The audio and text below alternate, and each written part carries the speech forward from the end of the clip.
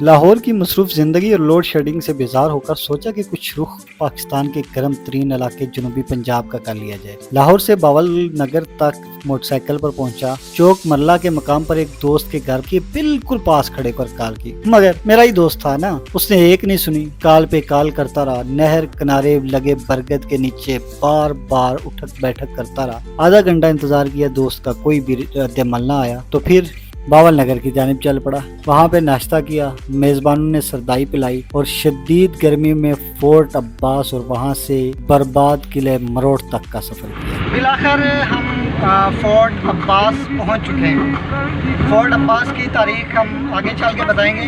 یہاں آنے کا ہمارا مقصد صرف یہی ہے کہ آپ لوگوں کو کچھ قلعوں کی سیر کروائی جائے اور جنوبی پنجاب کے وہ علاقے بتائے جائیں جو آج تک ہماری اور سب کی آنکھوں سے اوجھل رہے ہیں۔ ہمارے ساتھ جڑے رہیے گا، انشاءاللہ آپ کو اس ویلاگ میں بہت سی اچھی چیزیں دیکھنے اور سننے کو ملیں گی۔ عظمت نے موت کی چادر تان لی اور عفت دھول ہو گئی۔ اب ایک اونچا میدان ہے جس پر ہر قدم عبرت ڈول پیٹ رہی ہے اور ہر شکستہ اینٹ زبان حال سے پکار رہی ہے۔ جی میں بات کر رہا ہوں ضلع باول نگر سرائے چولستان اور اس چولستان میں موجود مروڑ قلعہ۔ مروڑ قلعہ کا بڑا حصہ غائب ہو چکا ہے، لیکن کسی زمانے میں یہ حکمرانوں کی شان و شوکت کی علامت ہوا کرتا تھا۔ مروڑ قلعہ کی بنیاد چتور کے حکمران نے رکھی۔ شیر شاہ سوری کے دور میں اس قلعے کی مرمت کی گئی کیونکہ یہ ملتان اور دہلی کو ملانے والی گزرگاہ کے ساتھ واقع تھا۔ قلعہ مروڑ کو اس وقت زیادہ اہمیت حاصل ہوئی جب شاہ جلال الدین اکبر یہاں ٹھہرا اور اس نے 926 ہجری میں ایک مسجد بھی تعمیر کروائی جو آج بھی موجود ہے۔ اس قلعے میں سیکیورٹی مقاصد کے لیے 300 فٹ لمبا کھمبا لگایا گیا۔ یہ کھمبا پورے صحرا کے لیے واچ ٹاور بنا ہوا ہے اور یوں کہہ لیں کہ پاکستان کی دفاعی لائن بنا ہوا ہے۔ کہ آپ کو قلعے کے مناظر کافی اوپر سے بتائیں اور سیڑھیاں کافی تنگ ہیں، اس وجہ سے چڑھنا کافی مشکل لگ رہا ہے۔ میں یہاں پہ اس کو پاز کروں گا، پاز کرنے کے بعد آپ کو اوپر جا کے باقی چیزیں بتاؤں گا اور قلعے کا منظر بھی آپ کو دکھاؤں گا۔ اس قلعے کی بلندی پر پہنچ کر سارا جسم پسینے سے شرابور ہو چکا تھا، لیکن 300 فٹ بلندی سے صحرا خوشگوار حیرت میں بدل دیتا ہے۔ کھمبے سے اترنے کے بعد قلعے میں موجود ایک کنویں تک گیا۔ کہتے ہیں کہ کسی شہر کی تباہی میں کوئی نہ کوئی گناہ ہوتا ہے، لیکن اس شہر کی تباہی کے بعد بھی یہاں پہ برائی کا سلسلہ جاری ہے۔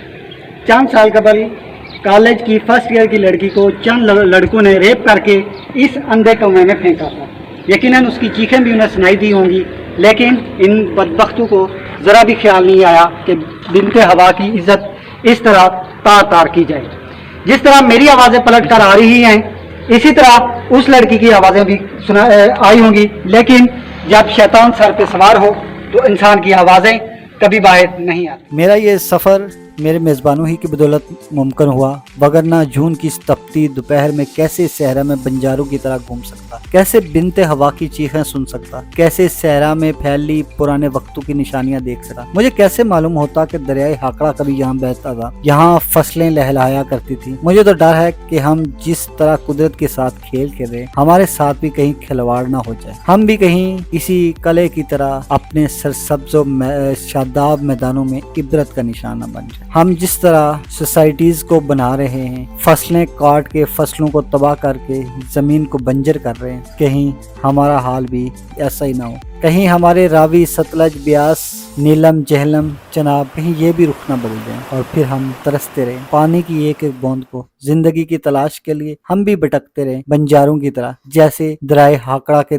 کنارے بسی تہذیب برباد ہوئی، کہیں ہم بھی تو بربادی کی جانب نہیں بڑھ رہے۔ یقیناً اس پہ غور کیجئے گا۔ اگلے ولاگ پہ کوشش کروں گا کہ اب ٹھنڈے علاقے میں جاؤں اور وہاں سے آپ سے بات کروں۔ مجھے دیجیے گا اجازت، اپنا رکھیے گا خیال، اللہ نگہبان۔